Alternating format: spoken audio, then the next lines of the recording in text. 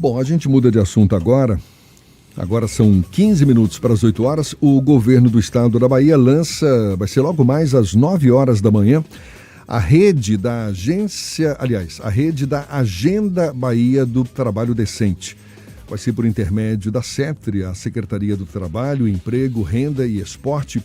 O objetivo é fortalecer e difundir os princípios dessa agenda nos 27 territórios de identidade do estado, para melhor prevenir e combater o trabalho análogo ao escravo e outras violências ao trabalho digno. O secretário da SETRE, Davidson Magalhães, está conosco. É com ele que a gente conversa agora. Seja muito bem-vindo, secretário. Bom dia. Bom dia, Jefferson. Bom dia, Levi. Bom dia, Ernesto. É um prazer estar aqui no Isso é Bahia. O nosso estado é pioneiro nesse debate sobre a agenda do trabalho decente, que é uma articulação da Organização Internacional do Trabalho, e aqui a gente atua junto com o Ministério Público do Trabalho, com a Superintendência do Trabalho, para combater exatamente o processo de precarização do trabalho.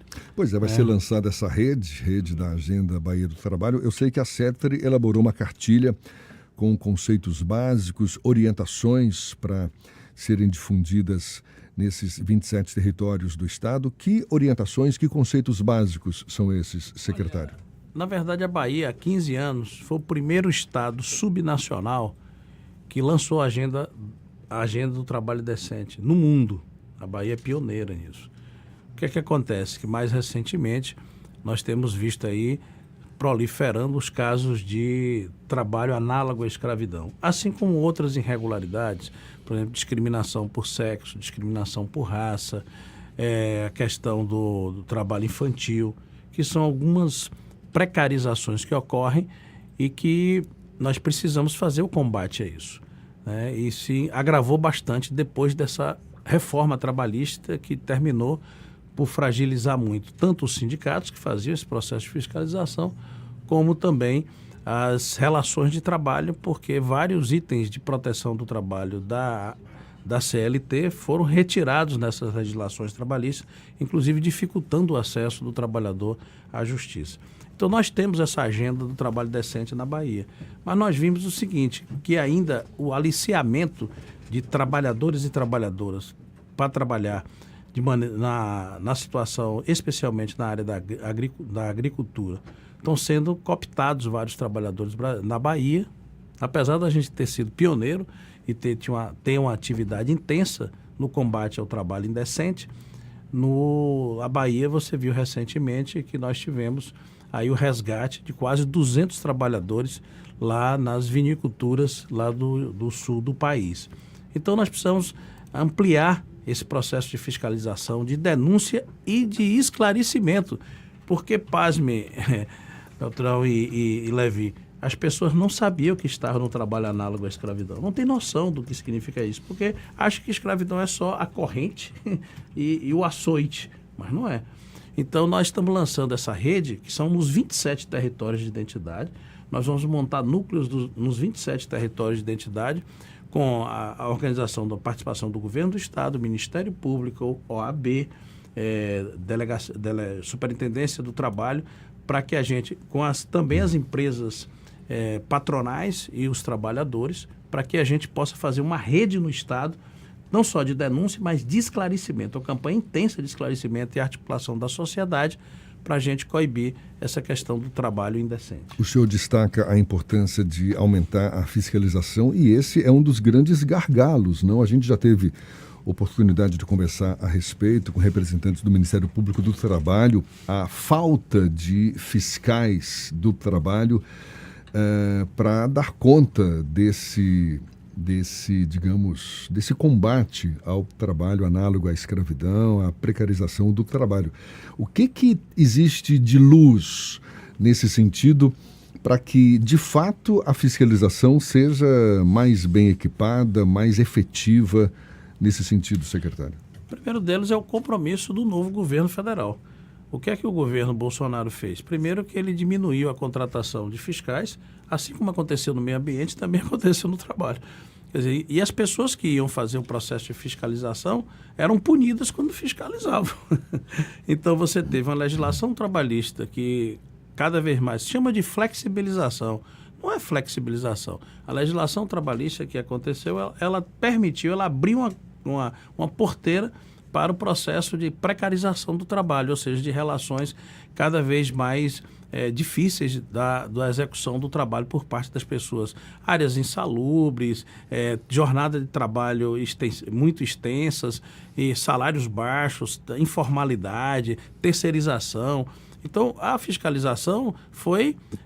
primeiro não houve contratação de fiscais, e os fiscais atuavam já sob uma pressão para não fiscalizar as empresas. E, além disso, a própria reforma trabalhista dificultou o trabalhador entrar na justiça, porque quando o trabalhador entra na justiça hoje, se ele perde, ele paga o advogado. E quando o senhor fala desse compromisso do governo federal, o que a gente pode ter na prática? O que está desenhado daqui para frente? Porque é o quê? Contratação de novos fiscais, abertura de concurso público.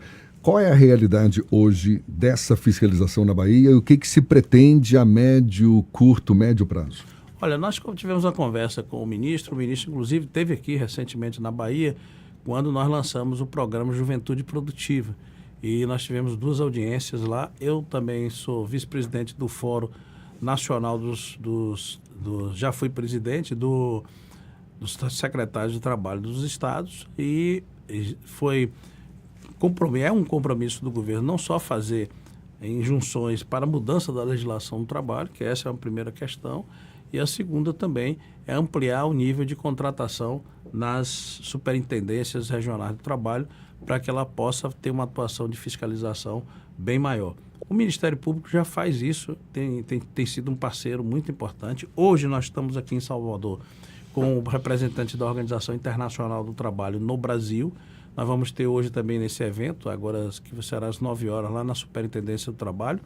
Nós vamos também, ao lançar essa rede, nós vamos estar com a presença também de ministros do Tribunal Superior do Trabalho, além do Tribunal Regional do Trabalho, Ministério Público. Então, nós estamos fazendo essa rede, porque eu acho que é muito importante não só as alterações no campo da legislação, da ação do governo federal na questão da fiscalização, mas principalmente a mobilização da sociedade para não permitir que isso aconteça. Olha, para vocês terem uma ideia, eles estão hoje cooptando as pessoas por Zap. E dessas últimas vezes que foram, olha ao nível que chegou. Antes a gente achava que os trabalhadores que eram aliciados para o trabalho escravo só ocorriam no campo. Não, nesses que nós resgatamos agora no Rio Grande do Sul, tinham vários de Salvador e Lauro de Freitas. Me diga uma coisa, Deus. Você que está nessa posição aí. Essa questão do trabalho escravo, isto são coisas pontuais ou é uma realidade incubada? Não, existe uma não são coisas só pontuais. É claro que você não vai pegar que o conjunto das relações do trabalho no Brasil são relações escravas, mas a existência no pleno século XXI, com exemplos desse que aconteceu no Rio Grande do Sul, de trabalhadoras domésticas escravizadas dentro de casa há 30 anos sem poder sair, há 30 anos, como a gente viu aqui um caso mais recente aqui na Bahia, agora em Maraú, que nós pegamos o pessoal da construção civil. Ou seja, existem em algumas fronteiras de atuação, em alguns espaço doméstico, é muito visível isso. É claro que isso acontecia mais naquela época, onde as famílias, principalmente as famílias mais vulneráveis, tinham diversos filhos e terminavam os setores de classe média e classe alta pegando os filhos entre aspas, para criar, para ajudar. E, na verdade, era um trabalho quase que da Casa Grande e Senzala. Então, nós temos em alguns segmentos, segmento agrícola, né, especialmente em safra, isso aí é muito, muito marcante, né, construção civil em fronteiras, claro que nas grandes cidades não, porque, inclusive, os próprios empresários já são envolvidos e são conscientes disso, porque nessa rede tem também representantes dos empresários.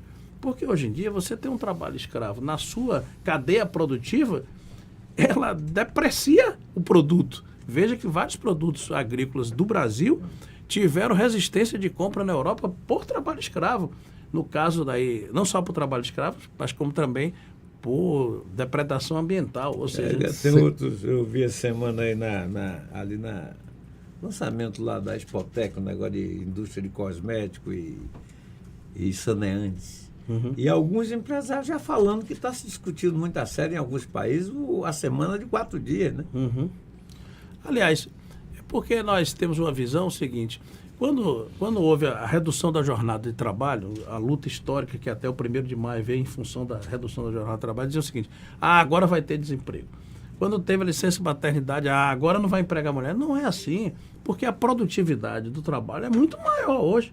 O que você produzia com o celular na mão, com a informática, com a internet, com a internet das coisas, a produtividade que um trabalhador tinha em 8 horas de trabalho, há 10, eu não vou nem chegar a 10 anos atrás, 5 anos atrás, não é a mesma produtividade que ele tem hoje. Então, como é que você vai gerar mais emprego se a produtividade individual aumentou?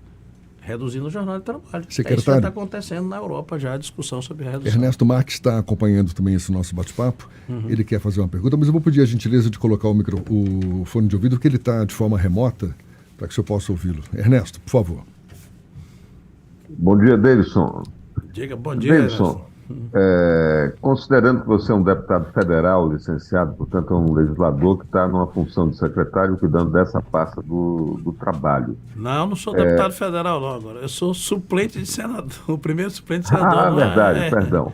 Suplente de senador, pois é, mas você é um homem do legislativo, né? Não está no mandato agora. Uhum. Mas tem essa preocupação, essa visão. Eu queria te perguntar exatamente sobre isso, que nós entrevistamos aqui a Procuradora do Trabalho, Manuela Gedeon, e perguntamos sobre punição. E ela reconheceu que, de fato, os empresários que usam o trabalho ou que escravizam pessoas hoje em dia, eles não são punidos.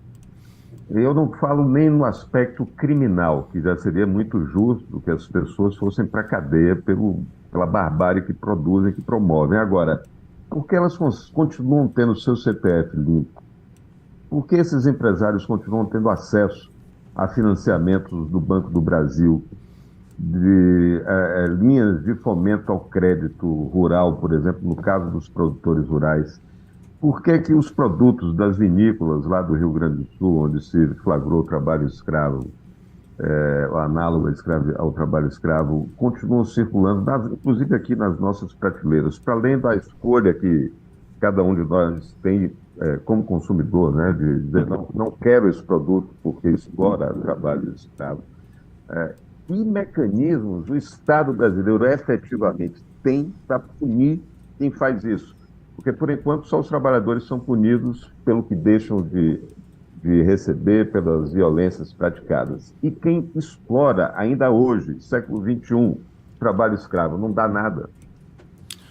Porque nossa sociedade, especialmente, eu tive a oportunidade de ficar 4 anos na Câmara Federal, as elites controlam. Por exemplo, existem projetos lá de que onde tiver trabalho análogo à escravidão, há desapropriação da área imediatamente. E a perda de todos esses acesso a crédito público, etc. Só que as elites lá e eu diria assim, não é o agronegócio produtivo e moderno, é o agronegócio que vem do Brasil colônia, passando de geração em geração, ainda tem essa visão de condescendência com o processo de exploração do povo brasileiro, dos trabalhadores e trabalhadoras. Isso não tem, isso é muito claro, é a correlação de forças dentro do Congresso Nacional que termina impondo isso, que fez a reforma trabalhista, que fez com que nós perdêssemos as domésticas, por exemplo. Foi uma conquista do governo Dilma, a carteira de trabalho das domésticas. E agora voltou atrás isso, praticamente, com a flexibilização de jornadas, etc., etc., fragilizou completamente uma conquista importante de um setor que vem desde lá da Casa Grande de Senzala, que é uma tradição nacional, uma tradição do Brasil, de você ainda ter secretária doméstica, ter empregada doméstica, e que essas empregadas eram tratadas como se fosse uma extensão da senzala, sem direito, sem jornada, entendeu? Então, as elites brasileiras, só a gente superando. Eu acho que agora com a vitória, que aí foi a vitória histórica, mas que a correlação de força no Congresso ainda é complicada. Nós precisamos desinstitucionalizar o neoliberalismo. Fizemos isso em certa medida, com a quebra do paradigma do teto de gastos, todo um processo de transição, no que é possível ser feito. Agora iniciou um debate dentro do Ministério do Trabalho, eu participei de um seminário internacional para discutir essa questão das relações dos trabalhadores de plataforma. Então, hoje existe já um esforço, uma movimentação no que diz respeito a um ambiente melhor, um ambiente mais favorável para que seja revisto grande parte desse processo da legislação. E outro é que os instrumentos do Estado sejam instrumentos ágeis. E só será assim se tiver um governo comprometido com essa agenda. Comprometido com essa agenda e com políticas públicas mais eficazes, não é? Porque a gente está falando aqui do trabalho análogo à escravidão, ou seja, da necessidade de erradicar esse tipo de trabalho, mas não é só isso.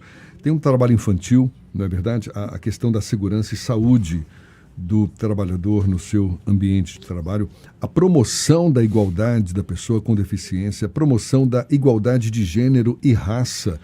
Essa igualdade de gênero agora teve um ganho muito importante, que foi sancionado por parte do presidente da República, exatamente salários, a execução de tarefas iguais, salários iguais, senão a empresa vai ser punida, vai ser autuada se não fizer assim. Hoje agora é lei.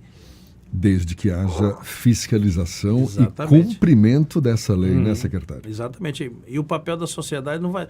Nós precisamos mobilizar a sociedade para esclarecer, porque também uma parte do problema vai ser a fiscalização por parte do Estado e a outra da mobilização da sociedade consciente para não permitir também que isso aconteça. Por isso a criação da rede. E tem mais essa iniciativa, portanto, então vai ser às 9h, não é isso? Agora, daqui a pouquinho, o lançamento da rede da Agenda Bahia do Trabalho Decente.